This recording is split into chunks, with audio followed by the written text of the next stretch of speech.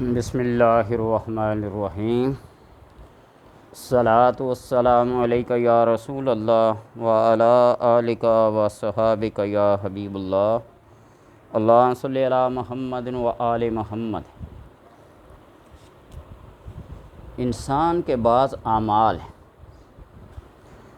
اعمال کو ختم کر دیتے ہیں۔ نماز، روزہ، حج، زکوٰۃ، صدقہ و خیرات اپنی جگہ مسلم، ہر عمل کا اپنا درجہ، اس کی سزا اور اس کی جزا مسلم۔ نبی اکرم صلی اللہ علیہ وسلم نے فرمایا صحابہ اکرام سے، کیا تم جانتے ہو کہ مفلس کون ہے؟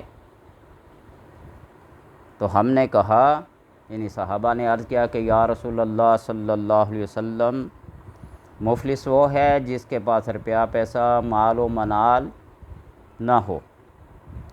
آپ نے فرمایا نہیں، میری امت میں مفلس وہ ہے جو قیامت کے دن نماز، روزہ، زکوٰۃ، حج کا ثواب لیے ہوئے آئے گا، مگر اس نے کسی کو گالی، کسی کی غیبت، کسی کو ناحق قتل، کسی کو قتل کیا، کسی پر ظلم کیا اور کسی کا مال کھایا ہوگا۔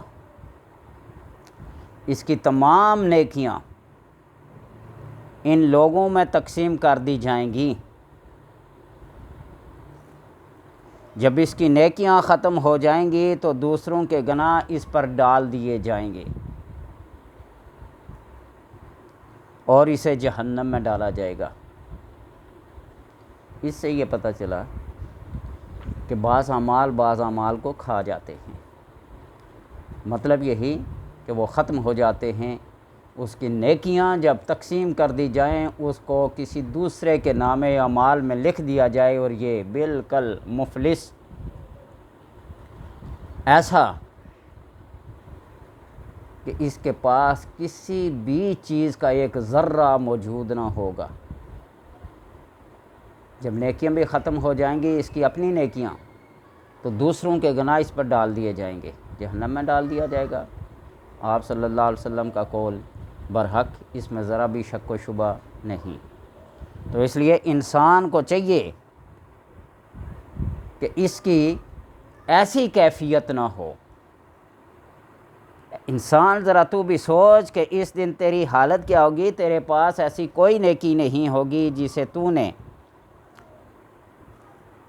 ریا اور شیطان کے وسوسوں سے پاک ہو کر کیا ہوگا۔ ریاکاری اور شیطان کے وسوسوں سے پاک ہو کر کیا ہوگا۔ ایسا کون بندہ ہے جو ایسی نیکیاں کرے؟ تو اس لیے تمہارے پاس تو کچھ بھی نہیں ہوگا۔ اگر تو نے طویل مدت میں ایک خالص نیکی حاصل کر لی ہے تو وہ بھی قیامت میں تیرے دشمن لے جائیں گے۔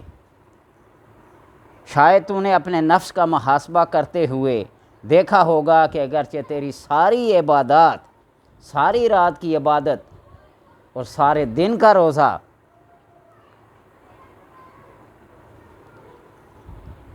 تیرے نامہ اعمال میں ہوگا، مگر تیری زبان مسلمانوں کی غیبت سے نہیں رکتی، تیری نیکیاں برباد ہو جائیں گی۔ غیبت، بہتان، الزام، کسی ٹو اور تجسس میں لگا رہنا، یہ ایک ایسے اعمال ہیں جو دوسرے نیک اعمال کو ختم کر دیتے ہیں۔ اللہ تبارک و تعالیٰ نے ہر آسمان کے اوپر ایک فرشتہ مقرر کیا ہوا ہے جو بندے کی نیکیوں کو چیک کرتا ہے، تو پھر اوپر جاتا ہے، دوسرے آسمان والا چیک کرتا ہے، اوپر جاتا ہے آخری آسمان پہ۔ سب کی نیکیاں بڑی بھلی، بڑی سونی، بڑی چنگی ہو کر اوپر جائیں گی، لیکن ساتویں آسمان والا فرشتہ اس کی ساری نیکیاں اس کے منہ پہ دے مارے گا، اور نیچے والے بھی حیران پریشان ہوں گے۔ وہ اس لیے کہ ان کے پاس کرنے سے اس کی نیکیاں اوپر جائیں گی، وہ اس کی اس نیکی سے، اس عیب سے بے خبر ہوں گے، اور وہاں ساتویں آسمان پہ فرشتہ جو ہوگا وہ ریاکاری، تو نے یہ عبادت اس لیے کی ہے، تو نے یہ عبادت اس لیے کی ہے، تو نے سخاوت، تو نے روزہ، تو نے حج صرف دکھاوے کے لیے کیا ہے۔ نیچے والوں کی ڈیوٹی نہیں ہے نا اس چیز پہ، اس لیے وہ پاس ہوتی اوپر چلے جائیں گی۔ تو اس لیے تیری ساری نیکیاں اس غیبت سے، اس الزام سے، اس بہتان تراشی سے، اس حسد سے اور اس بغض سے پاک تو نہیں ہوں گی نا۔ وہ نماز بھی گئی، وہ روزہ بھی گیا، وہ حج بھی گیا، وہ زکوٰۃ بھی گیا، وہ صدقات بھی گئے، وہ خیرات بھی گئے۔ یا ایھا الذین آمنوا لا تبطلوا اعمالکم بالمن والعذا، ایمان والو تم اپنے اعمال کو، اپنی نیکیوں کو ضائع نہ کرو بالمن والعذا، احسان جتلا کر اور ایذا تکلیف دے کر۔ کسی کو 2 روپے دے دیا نا صدقے اور خیرات کے طور پر، کسی کو روڈ پاس کروا دی نا، کوئی بھی نیکی کر لی اور پھر احسان بھی جلا، میں نے تیرے ساتھ ایسا نہیں کیا تھا، وہ تو غریب و مفلس تھا، میں نے تیرے گھر کا خرچ نہیں اٹھایا تھا، وہ سب چلا گیا، وہ سب رائے گاں گیا۔ اس لیے کہ زبان کی جو نیکیاں ہوتی ہیں نا ان کا اعتبار ہے۔ اور حضرت ابو ذر رضی اللہ تعالیٰ عنہ سے مروی ہے کہ حضور صلی اللہ علیہ وسلم نے 2 بکریوں کو آپس میں سینگ مارتے ہوئے دیکھ کر فرمایا کہ ابو ذر جانتے ہو یہ ایسا کیوں کر رہی ہیں؟ میں نے کہا نہیں یا رسول اللہ صلی اللہ علیہ وسلم۔ آپ نے فرمایا لیکن اللہ تعالیٰ جانتا ہے کہ وہ کیوں ایک دوسرے کو سینگ مار رہی ہیں، وہ قیامت کے دن ان کا فیصلہ فرمائے گا۔